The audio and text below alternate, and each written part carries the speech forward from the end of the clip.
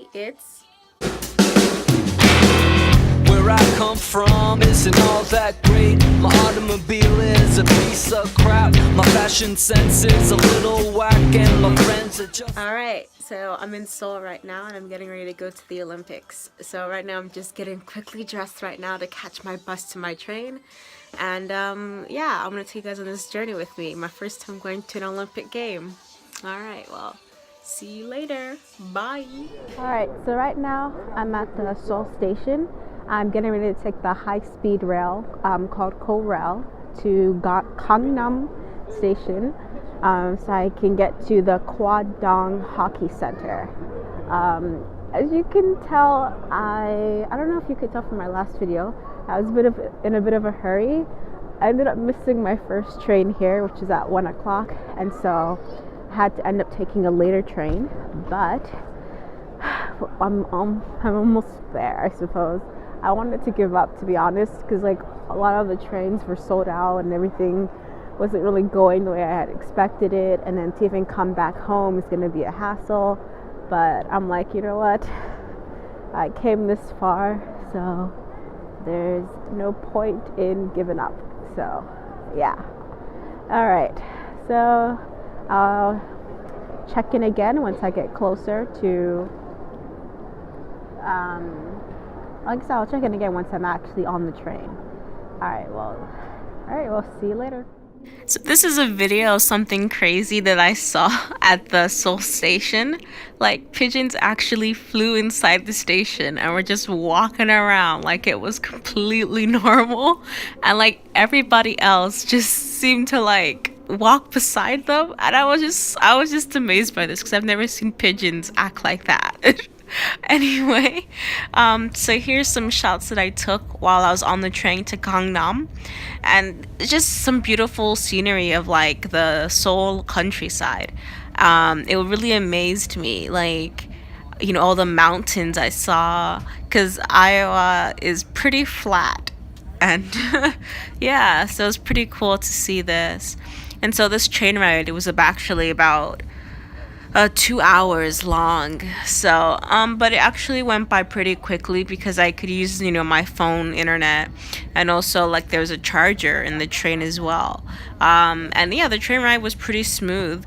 It's one of their high speed rails, so you know, it didn't feel any quicker to me, I don't know, but it's, you know, the time went by pretty quick though, because like I was just keeping myself busy. But yeah, and of course I was taking lots of photos that you can check out on my Instagram actually, and I'll probably put one at the end of this video.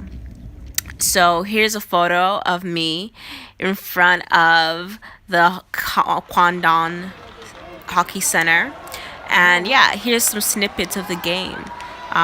This was the women's hockey quarterfinals between Finland and Sweden. I was, of course, rooting for Sweden because I have a friend from Sweden. Well, she's not from Sweden, but she's of Swedish descent. And I was like, you know what, let me root for Sweden because that's for my girl Hannah, you know. But anyway, but yeah, as you can tell from the scoreboard, they were not doing well at all. You know, Finland just dominated. And like, I had no idea Finland was this good because I've never heard of Finland being known for their hockey, but yeah, they killed it out there.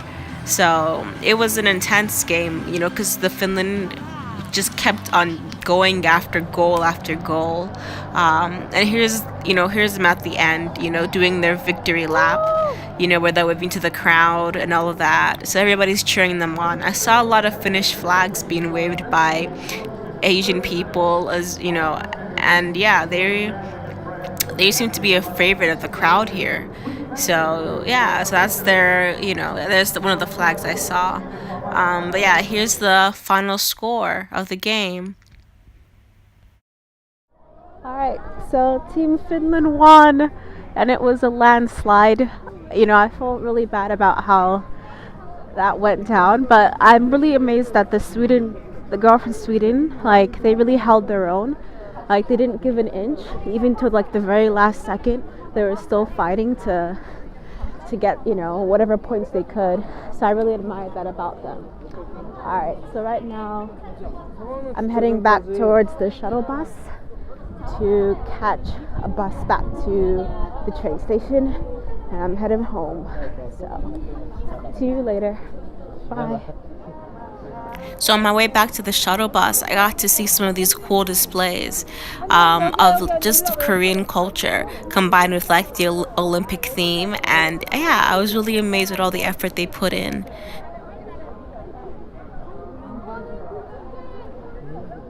Hey, so I'm getting ready to leave Seoul right now. I've actually packed up my luggage, and yeah, it's time for me to say goodbye, but this has definitely been an adventure, and I can't wait to tell you guys more about it once I get back to Hong Kong. But before that, let me show you a little bit of my room. I decided to stay in a traditional like hotel, so I actually spent my day sleeping on a futon. So yeah, and it's a little, I like this kind of room because like it makes you feel a bit cozy, but oh, I'm definitely glad to be going back to Hong Kong. I never thought that it would feel like I'm not home. You know what I mean? Like I'm missing home, and for me, that's Hong Kong right now. So I'm really excited to go back to my dorm room and unwind and relax and yeah, and then get ready for midterms coming up. So, but anyway, I'm gonna catch you guys later in Hong Kong and just give you an overview of like what I thought of the trip and like how everything went. Anyway, thanks for staying tuned. See you later. Bye.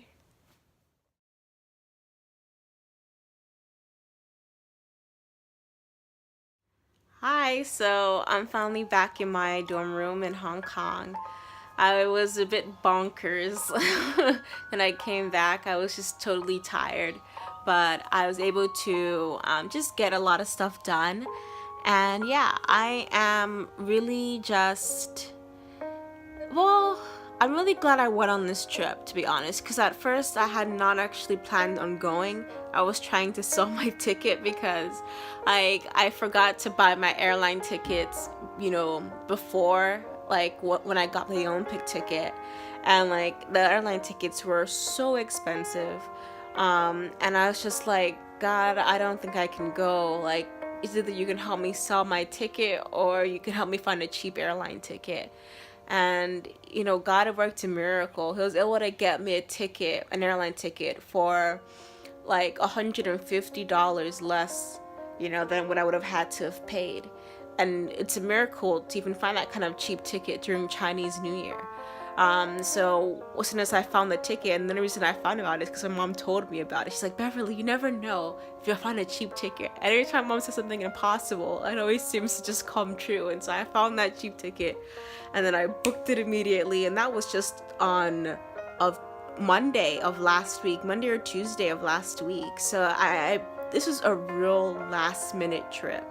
So because it was last minute, there was a couple of things I was not prepared for. First off, I didn't realize how big Chinese New Year's is in Korea. So when I arrived, it was very cold at night, and so I woke up the next day thinking I could get something done, see the sights, but also my luggage was lost. So yeah, having no clothes to change into and still wearing that same dirty underwear, I was feeling a bit depressed. But to be honest, there would have been anywhere I could have gone anyway, even if I had my luggage on time, because everywhere was closed on Chinese New Year, which is on the 16th. And so because of that, there's very few things I could see. Luckily, there's one place open for me to get some kind of Korean food, but I definitely didn't get my fix of Korean food. So I felt a bit sad about that. And then, of course, Saturday, I had to go to the Olympic game. And of course, getting even tickets for the high-speed rail was so crazy because it's Chinese New Year. Everybody's going to go see their families, as well as people who are trying to go to the Olympic Games. So it was so difficult to even find a train ticket.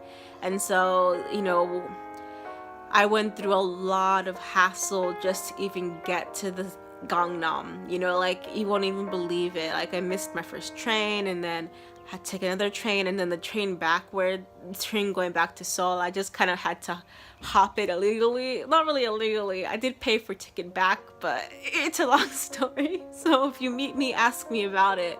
But yeah, once I got there, you know, I missed about half the game, but at least the half I did see was pretty good.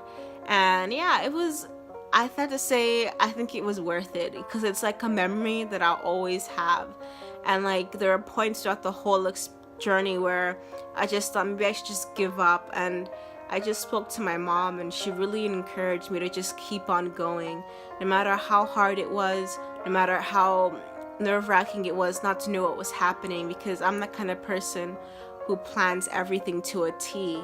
Like I like to have everything in its certain order that I have mapped out, and so for that not to go exactly the way I planned, was really stressful for me. And I'm just really glad my mom stayed on the line with me to encourage me. She stayed up till like 4 or 5 in the morning just to make sure I got back to Seoul. So, you know, I'm just really grateful my mom was there for me to support me. And yeah, and so I had to leave early Sunday morning as well. So I woke up at like 5 a.m. to get ready. And yeah, and then I had to walk like 20-30 minutes to the train station to get on the line 5 to the Gimpo airport. I nearly didn't find the train station in time because it was so hidden. Like literally you would not have even noticed it, and Google Maps is completely useless in Korea. I have no idea why like you can't even use Google Maps properly in Korea. I think they probably have something about, you know, with North Korea, maybe they don't like let satellites go there or something, I don't know, but it was really difficult for me to use that. So I kind of had to go by my sense of direction. And you know what? This direction isn't as bad as I think it is, because I was able to get myself to the airport on time and all of that. And yeah, and the flight there and back, you know, from Hong Kong to South Korea was pretty good. Like Air China, like they serve you like a full-blown meal like every flight, no matter how long it is. Like I'd get a sandwich and dessert or whatever, and like they were even giving me white wine, like you know, like I'm like, really, you know, even though they did lose my luggage, and I was so annoyed by that, but at least they got it delivered to my hotel the next day. So overall, I'm glad I went. And you know, if I would have stayed in Hong Kong, it wouldn't have been a really like festive Chinese New Year's, because there's an accident where about 16 or 19 people were killed in a double-decker bus crash. Like I don't, so they canceled all their fireworks and all of that because of all the deaths. And yeah, I definitely understand why they would do that, because it's not, you can't really be that festive when so many people died in this terrible accident. So my heart goes out to all the families and people affected by that, because that's just devastating to lose someone you love like that. And of course that reminds me of like, you know, today, well, Sunday was my brother's birthday, and he passed away almost 4 years ago. And so yeah, it reminded me of that feeling when my brother left, you know, this world. But yeah, anyway, this weekend I'm glad I actually went out and did something. The rest I would have just been waiting for Sunday to come and just feeling so depressed about, you know, remembering my brother's birthday and how old he would have been. You know, he would have been 17 this year. So, but anyway, this trip really did save me a bit. And even though it was stressful at times, I'm really glad I went. So thank you for everybody for all your encouragement, and you know, just like for like, I don't know, like supporting me on this journey that I'm going on. And yeah, have some more trips for you guys to look forward to. So I guess I'll see you later.